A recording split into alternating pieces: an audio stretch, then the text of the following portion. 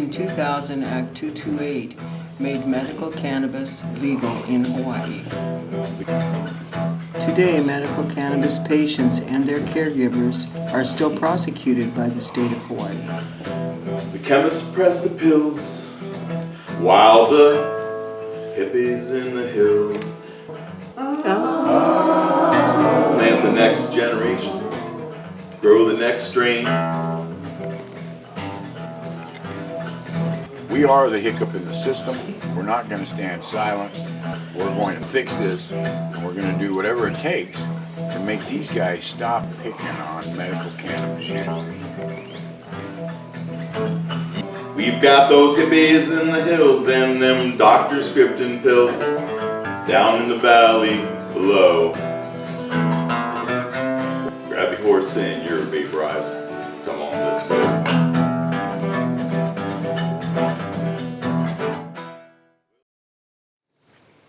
Aloha everybody, my name is Mike Ruggles. I'm going to go on a little bit about the dispensaries. So in 2015, because we had started a club back then. We were Friends for Justice. And then later we became the Alternative Pain Management Club. But as the laws adjusted, so did we. So they had this one law, Act 178, that passed in 2015. And it used to say that distribution could only occur between patient and caregiver. And they put a line through that, and they put, as long as it's medical use, you can distribute, transport, acquire, and all these other things. They went on for like a paragraph, use paraphernalia and all that.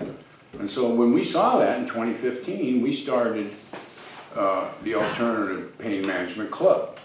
Collective. Because a club, because what they said is you can't consume anywhere open to the public. And so that's the same problem the tourists are facing right now.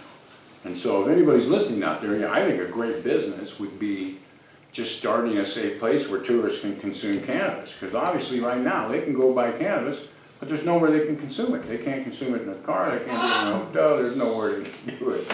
That's obviously entrapment. So obviously, if you started some bud and breakfast where people come like maybe here, where you're not supplying them with buds, you're just letting them consume cannabis on your premise in a legal, safe manner, I think there'd be money. But that's another story.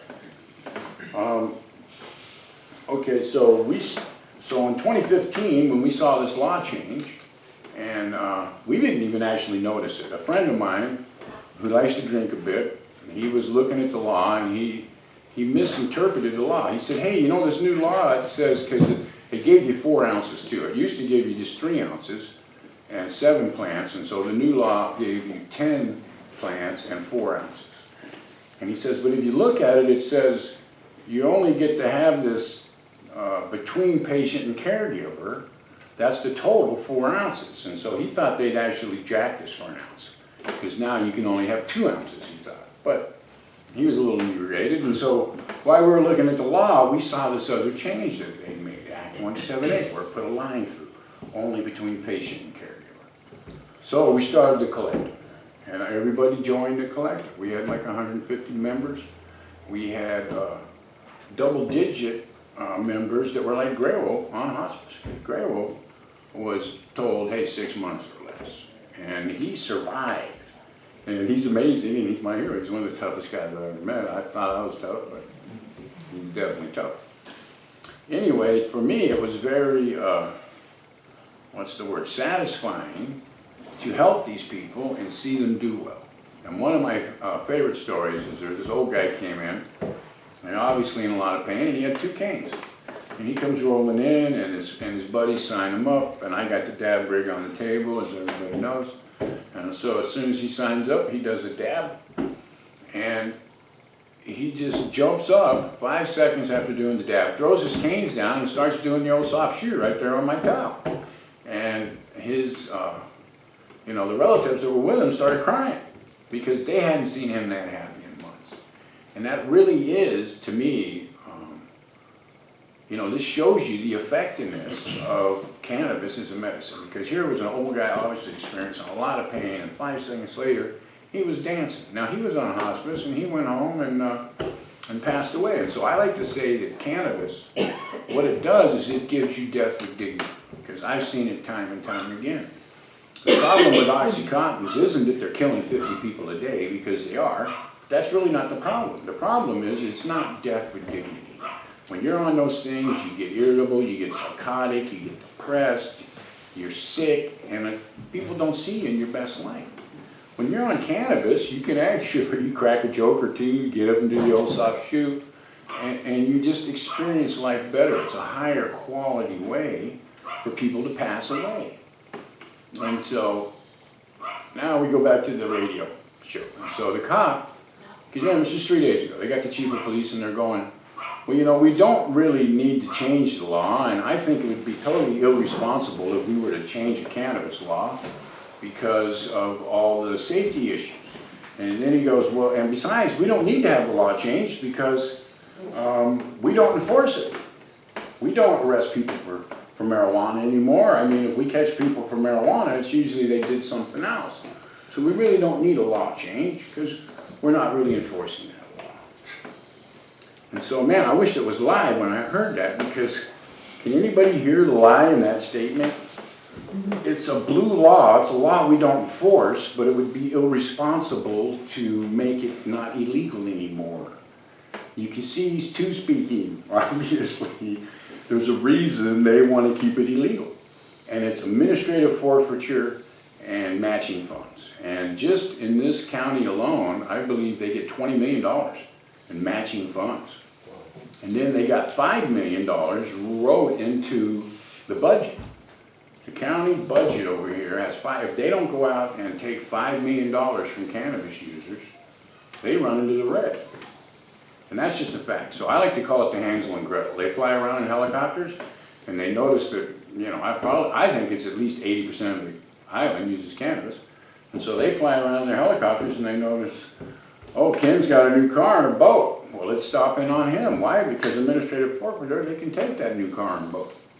If you're not doing well, so I call it like Hansel and Gretel. They fly around and they look and they check people's fingers. And when they find the cannabis users whose finger's fat enough, they come and bust them. And so it's not just a blue law. See, as coming from a long line of cops, blue laws are laws that shouldn't be on the books, and they only enforce on people they don't like, that they're discriminating against. And so that's really the problem with cannabis, and that's what they're doing right now. But they're not really, they don't just use it for discriminating, they use it to make money.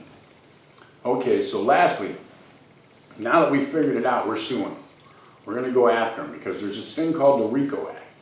And they invented it for Al Capone back when they had another mishap, which was prohibition of alcohol. And you know, I did research on the prohibition of alcohol, and we found out it was actually Standard Oil that got that on. Standard Oil, at the time, farmers were using ethanol to run their farm equipment. And in fact, Ford used to make ethanol carburetors. You could buy a carburetor and you never had to go to a gas station. You could just use your unused farm food to make ethanol and run it on that. And so they started this big prohibition thing, and they got alcohol outlawed. As soon as Ford stopped making ethanol carburetors, they repealed prohibition. And they learned a lot about prohibition, but the reason I'm talking about it is the RICO Act. Now, RICO is a federal racketeering act. And what it basically means is that, because at the time what would happen is Al Capone and his buddies would go into the local governments and pay them off to not enforce prohibition on their speakeasies. They call them speakeasies because you kind of have to speak easy about where it was. Because the cops would raid them. If you didn't pay your protection, the cops would come and raid them. And so the feds weren't getting their fair share, and they came up with the RICO Act, racketeering. Well, that's the same thing that's going on today here in Hawaii. And racketeering basically is this, is that if something against federal law, and another good example is this, in New Jersey, they were going to legalize sports betting because there's a lot of money in sports betting, and New Jersey was thinking about legalizing. Now, the only problem they found out later is that if you legalize something that's against federal law, like sports betting, you can't permit it. And that's exactly what we are doing over here in Hawaii. So let me say that a different way. Is that if it's illegal, here's how it works with federal law. You either enforce federal law on everybody in the state, or you don't enforce it on anybody. You don't get to say, oh, if these 8 people pay us a bunch of money, we won't enforce federal law on them, but continue to enforce it on everybody here. Because you gotta remember, they stood silent over here. And their excuse for standing silent on how medical patients acquire is that they didn't want to go against federal law. And they had a point, but that's how they slipped that in. That's really insidious. And so they had a federal judge rule because they never told medical cannabis patients how to acquire marijuana, that it's illegal in the state of Hawaii. And that's my favorite judge, Leslie Ann Kobayashi, who I think should be the next Supreme Court justice. She's amazing. She's not on our side, but I call her the Oracle because she always explains all her rulings and tells you what you should have done if you wanted it your way. And so to me, that's all you can ask of a good judge. And I disagree with her. As smart as she is, I disagree with her on that point because in my opinion, and I've talked to lawyers on it, it's this, is that in America, if something is prohibited, they have to put it in writing what's prohibited. So when they told us we could use medical cannabis but stood silent on how we acquire, that means we can do it any way we want. They could have said, hey, you can't buy it online, you can't get it from your buddies, you can't grow it. They could have set things. If you're gonna buy it, you gotta have a hula hoop and you gotta be able to jump rope, hula hoop at the same time you're paying them for the clones. Then you can buy it. Okay, well then you'd have to do that. But because they stood silent, so I'll say that simply, which is what's not prohibited in black and white is permitted. So they're mistaken. She was mistaken and they're mistaken. When they stood silent, that means cannabis users can do it any way they want. But be careful out there. And so we're going to file this lawsuit. We're going to shut down the dispensaries. Obviously, I'm a cannabis activist. I got nothing against dispensaries. But we're going to shut them down because all we're asking for is for them to admit that it's okay for everybody to do it. If you're going to allow someone to break federal law, that means everybody gets to break federal law.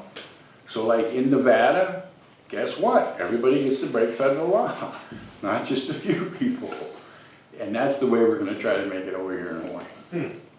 And so, hey, I got to go home, but thanks for listening, everybody.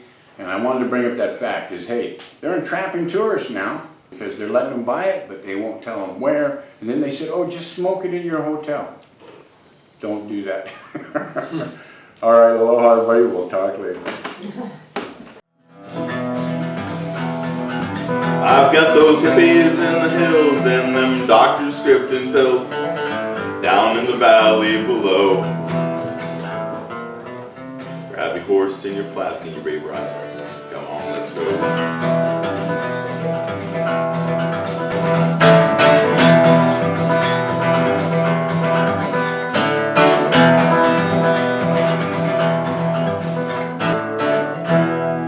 Hippies in the hills. All right. All right, are we ready for the song?